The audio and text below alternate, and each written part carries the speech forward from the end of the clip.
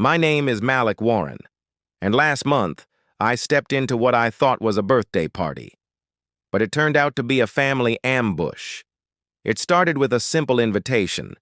Kendra's older brother Tobias was turning 38, and Kendra's parents insisted on hosting it at their estate. I thought it was just another one of those tense but tolerable family events, the kind you endure for the sake of marriage. I've been doing that since Kendra and I first got serious, learning to navigate her family's delicate egos and constant comparisons, but this time felt different. I wrapped the luxury watch, nothing flashy, but something dignified. Something that said, "I respect your brother." I'd even considered adding a handwritten card, but I didn't want to overdo it. Tobias had always been difficult. Big talk, no follow-through, but I was determined to keep the peace. I'd worked too hard building my consulting firm to let anyone paint me as the problem. As I drove through the gated entrance, the estate looked exactly as it always had. White stone pillars, long driveway, manicured lawns, the kind of place that smelled like old money, even if the bank statement said otherwise. I pulled into a space near the garage and took a breath. I adjusted the collar of my suit and checked my reflection in the rearview mirror. No creases, no sweat. Just a man trying to be good enough for a family that treated me like I'd slipped through the cracks of their expectations. Inside, the house buzzed with conversation and polite laughter. Tobias held court near the fireplace, drink in hand, a grin wide enough to swallow the room. Kendra's parents, Joyce and Clarence, stood nearby, heads tilted toward him like sunflowers reaching for light. Kendra floated between guests, that practiced social smile on her lips, her eyes scanning the crowd like a hostess, rather than my wife. I handed the watch to Tobias, who accepted it with a grin that didn't reach his eyes. "Malik," he said, clapping me on the back like we were old teammates instead of strangers forced to share holidays. Nice, really nice. He didn't even unwrap it, just handed it off to Joyce, who placed it on a table with the other gifts. Wine bottles, gift cards, a pair of cufflinks that looked suspiciously cheap. Dinner was a long, drawn-out affair.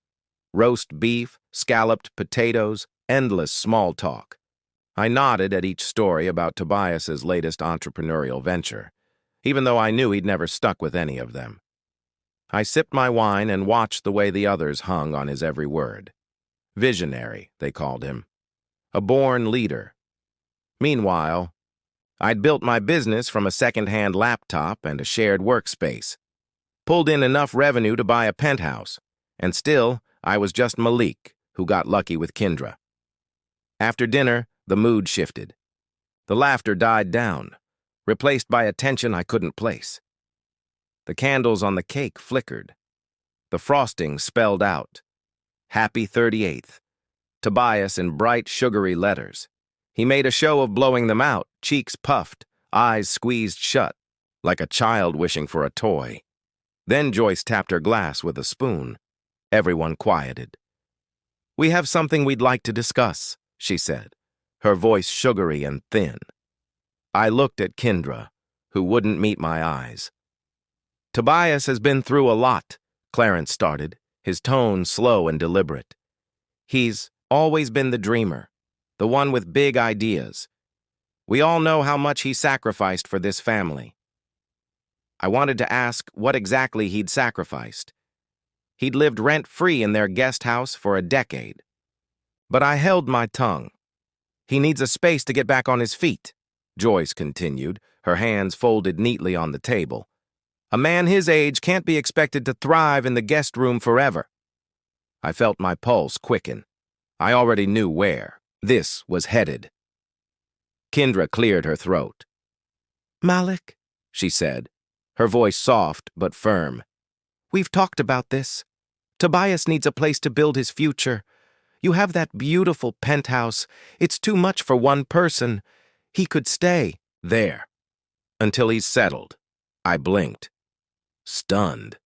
We'd never discussed this? Not really. A few offhand comments here and there, but nothing like this. Nothing with every set of eyes on me, waiting for my approval. "That's my home," I said slowly. trying to keep my voice calm. I worked for that place. It's not a hotel. The room felt like it shrank around me. Tobias leaned back in his chair, arms crossed, a smirk playing on his lips. "Malik," he said, his tone dripping with false humility. "I just need a shot. You've got that extra wing, right? It's not like you'd even notice I was there." He looked around the room, gathering nods and sympathetic looks from his family. "You'd be doing the right thing," Joyce added, her tone sweet enough to rot teeth. Families help each other. Kendra's eyes flickered to mine, cold and expectant. "You owe us that much," she said. Her words hit me like a slap, even before her hand actually did. My face stung. The room went silent. I looked around. No one moved. No one said a word. Tobias looked down at his empty plate. Joyce studied her nails. Clarence lifted his glass and took a long, deliberate sip. Kendra stood there, her hand still raised, as if waiting for a second strike. I stood slowly. My chair scraped against the polished floor. My chest felt tight, like every breath was lined with barbed wire. I wanted to scream, to shout, to ask how they could do this to me, but instead, I looked at Kendra, really looked at her, and saw the person she'd chosen to be. Someone who saw my hard work as a resource to be redistributed to her brother. Someone who thought my dignity was negotiable. I didn't say a word. I didn't owe them that. I turned and walked out, each step an effort to keep from shaking. That slap did more than sting. It unlocked something permanent, a door that had been cracking for years, a door I'd finally decided to walk through and never look back.